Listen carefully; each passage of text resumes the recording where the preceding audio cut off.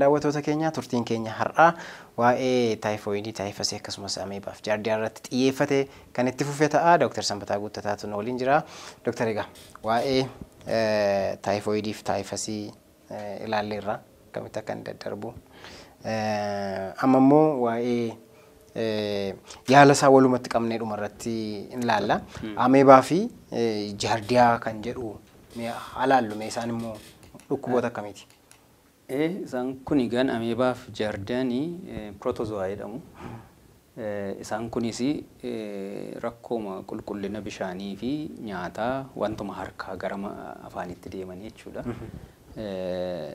Sanarraa qulqullinuma dhabuurra kan ka'een dhibee dhufuu danda'anidha. Nama tokkorraa nama biraatti akkasuma darbuu kan danda'ani. Haalli saaniteeshinii yookiin qulqullinni naannoollee kanarratti dhiibbaa qabaachuu danda'a. Kanaaf maalidha namni tokko amma jalqaba fakkeenyaaf nyaata yookiin bishaanii wajjin wanti gara nama tokkotti garaa keessatti darbu liqimsina waan ta'eedhaaf warra siist waan jedhamudha kan jaardiyaas kan ameebaasi. Siistiin kuni egaa liqimsameetu eessa deemaa gara garaa keessa garaacha keessa darbe. Marrummaan keessatti gaanii deemee tokko achuma waloree mataa'uu danda'atu namicha sanattis waayyuu hin dhageessisin.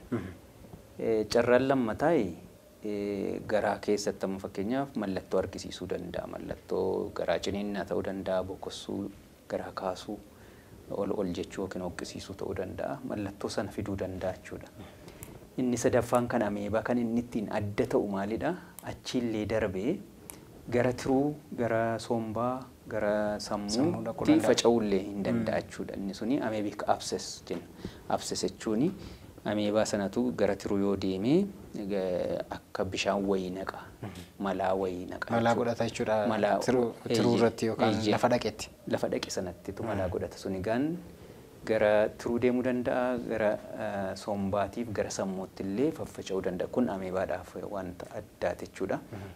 Egaa inni amma namaa keessatti wanti uumuu danda'u as marrummaan keessatti erga wal horee jedheeti gara bobbaa wajjin hin ba'a jechuudha. Bobbaa wajjin kan ba'uu danda'u tokko siistiima sanatu ba'uu danda'a. Yoo garaa kaasaa afaan namni sun qabaate immoo tirofozooyitii isa jennutu ba'a jechuudha. Egaa tirofozooyitiin kun naannoo keessa baay'ee hin turu.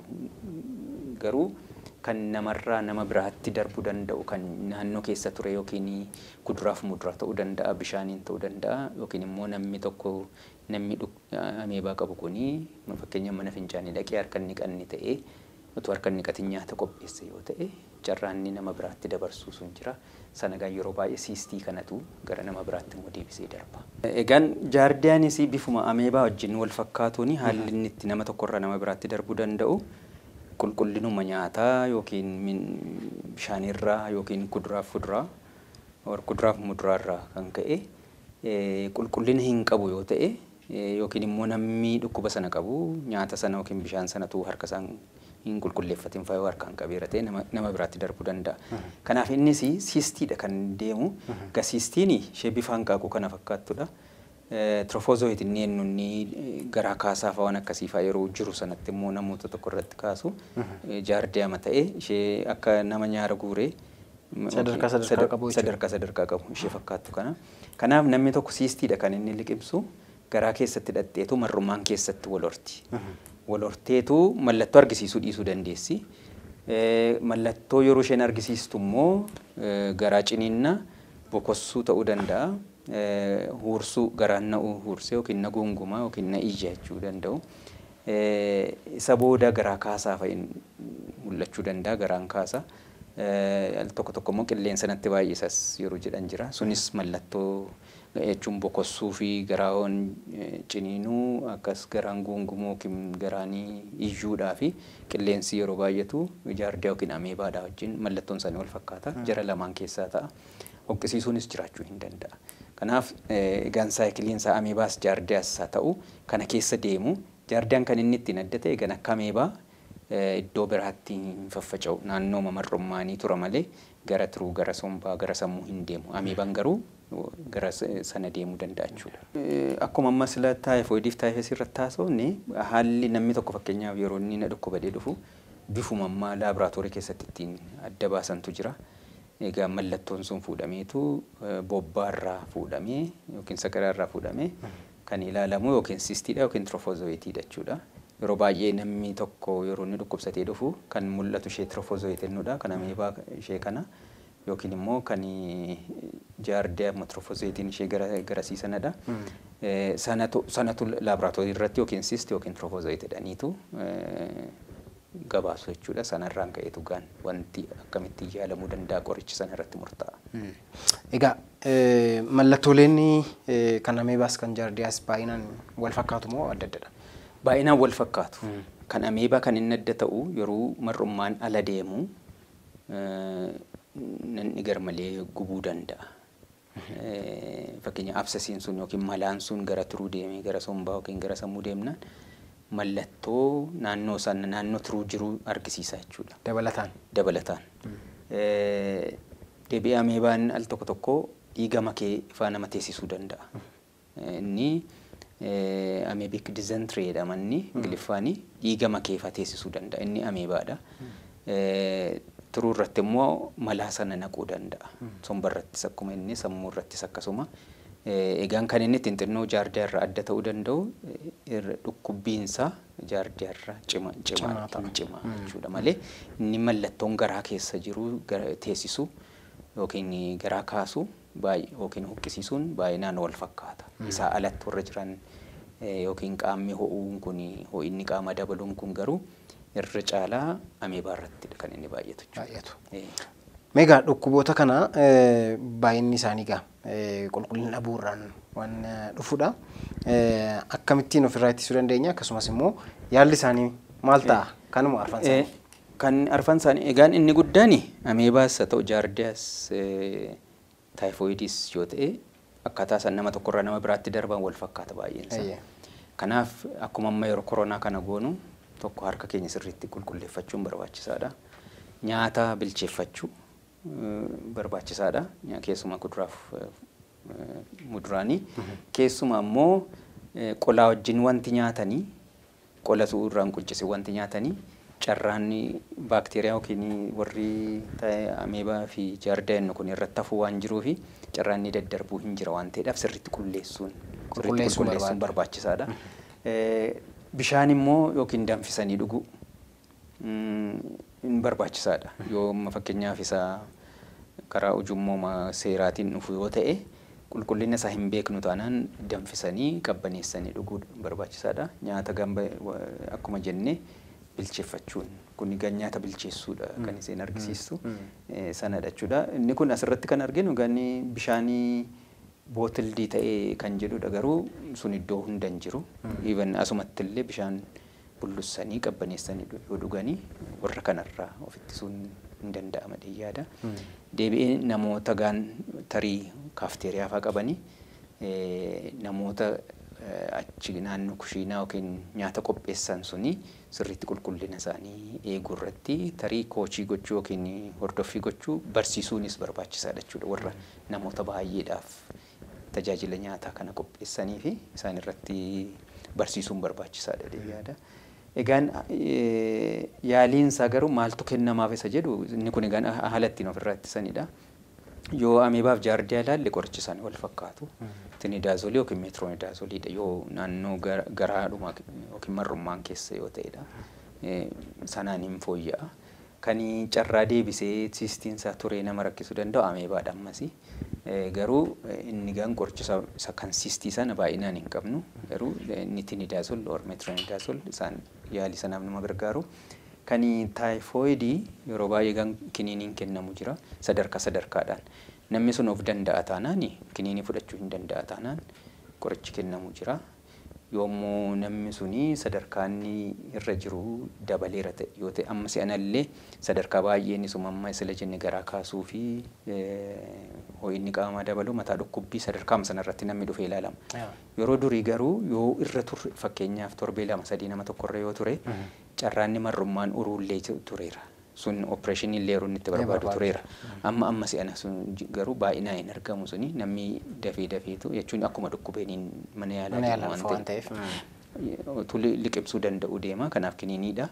yoommoo liqimsuu hin danda'u ta'e karaa hidda dhiigaatiin qorichi kennamu hin jiraata jechuudha. Kan taayifasiisii qoricha kiniinii dhumat jira yeroo baay'ee fudhachuu hin danda'u waan ta'eedhaaf. Kanaaf isadha jechuudha kiniinotuma murtaa'anidha. Inni kaan egaan taayifasii irratti kan inni adda ta'u haalli ittiin ofirraa ittisanii qulqullina qaamaa gochuudhaanidha. Uffata ofii kan dhuunfaa uffata ofii kan manaas immoo qulqullina manaa kan tafkii fi injiraanii fi soorsi isaanii yookiin bu'uura isaanii ta'uu danda'u isaan wal horuudhaaf sababa kan ta'uu danda'u waan akka hantuutaawaa kana mana keessa hamma danda'amee akkaataa isaanii injiraanni gochuu danda'udha. Yoo akka carraa immoo nam fakkeenyaaf injiraan fa'aa jiraate uffata sana bulluqaan miicuun barbaachisaadha. Uffata nama sana of eeggannoo sana barbaadan ni dabalataan. Egaa yeroo baay'ee nyaata yeroo bakkeedha nyaannuudha kan garaan nu dhukkubeenee wanno jennu nyaatoliin fi akkasumas juusiin lafan beekne dhugnu lafan beekne nyaannu waan akka salaaxaa fa'aa kuni waan hin bishaanne kuni isaaf nu saaxilu kan jaardiyaa fi ameebaa kanaa fi isaafis maal jechuu dandeenya? Egaan yoo danda'ame nyaata warra akka salphaatti infekshinii sanaaf saaxilamuu danda'an sanarraa hamma danda'ametti isaaniin manatti qopheeffachuu hin danda'ame. Yookiin immoo nyaati sun sirriitti qophaa'uusaa bakka beekuu dandeenyu yoo fayyadamne. Egaa an akka mataa kootti kan akka dhuunfaatti kan hin amanu yeroo baay'ee nyaata bilchaate wayya yeroo kaafteeriyaa dannu nyaata abiddi tuqee fayyadamuu wayya. Warri hin bilchaatiin dhufan garuu carraa isaan waan adda addaatiin tuttuqamuu kun waan jiruu fi baakteeriyaan sun akkuma jirutti dhufuu danda'a. Isa jedhudha qulqullinni hin eegamu mana sanatti taanaanii carraanni nama tokkorra nama biraatti darbuu danda'u bal'aadha waan ta'eedhaaf warra akkasii manatti qopheeffachuu. Warra immoo bakkeedha immoo dirqama bakkeedha nyaachuu qabna taanaan yookiin akka juusii fa'aa kana yookiin qulqullina isaanii mirkaneeffachuu yookiin immoo warra abiddi tuqe sana fayyadamuudha. Qabna jechuudha. Egaa kan biraan barannoodhaan sila kaaseera. Yeroo hundumaa mallattoon wayii gaafa itti dhaga'amu taayifoidiidha taayifasiidhaan jedhanii dhufu akka HIV fi wannoon wajjiniin turaninna namoota akkasiin maal jechuu dandeenya akkasumas immoo tootaalii yaallee namni sun akka taayifoidiin al tokko qabee yoo ture riizinima tokkoon qabee deebi'eera ta'uu danda'a fayyee normaal ta'uu danda'a waan ta'eef mallattoon wayii yoo irratti argame qoricha taayifoidiif taayifasii fiiganii dhaqanii bitu. Kan argeeranii fi makooti iddoo baay'eetti namoota akkasiin maal jenna? Egaa amma gaan akka sadarkaan qorannoo addunyaa jirutti amma beekamutti taayifoidiif taayifasiin al tokko nama qabee keessuma taayifasiin al tokkoon waan qoricha sanaanii namaa keessaa hin bada. Carraanni deebi'ee dhufee nama qabu kan inni jiraatu yoo namni suni deebi'ee infekshinii sana akka haaraatti ittiin qabamedha. Egaan amma fakkeenyaaf kan baramee jiru dhugumayyuu rakkisaadha. Taayifoidiif taayifasiidha namni isaa yoo caccabsanillee yoo bifuma qorraa yookiin utaalloon qaballee dhaqee testii yeroo godhamu taayifasiin jira jedhama. Inni sun egaan amma hammam sirriidha isa jedhu addaan baafachuun barbaachisaadha. Maaliif tokko akka sila jennetti warri sababa ta'uu danda'an injiraan kanaa fi tafkiidha keessuma taayifasiidhaaf inna. Tokko sanafaan namni kun sanaaf saaxilamuusaa lammata immoo mallattoon dhukkuboota kana warra kaanii wajjin utaalloodhuma wajjin iyyuu wal fakkaata waan ta'eedhaaf inni mataa dhukkubbiin hundumtiyyuu nanni ho'uun hundumtiyyuu taayifasii miti yookiin taayifoidii miti. Qorichi sun tarii yeroo gabaabaadhaaf fudhatu miidhaan fidu ta'uu danda'a.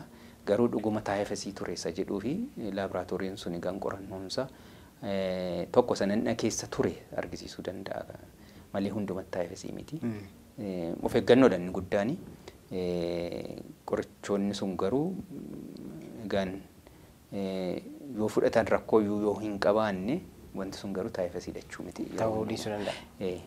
Egaan daawwattoota keenya turtiin keenya har'aa kan hangamaa ture Dr. Sanbataa Guuttataa maqaa keessaniin guddaan galateeffadha. Isinis waan nu daawwattaniif galata guddaa qabdu.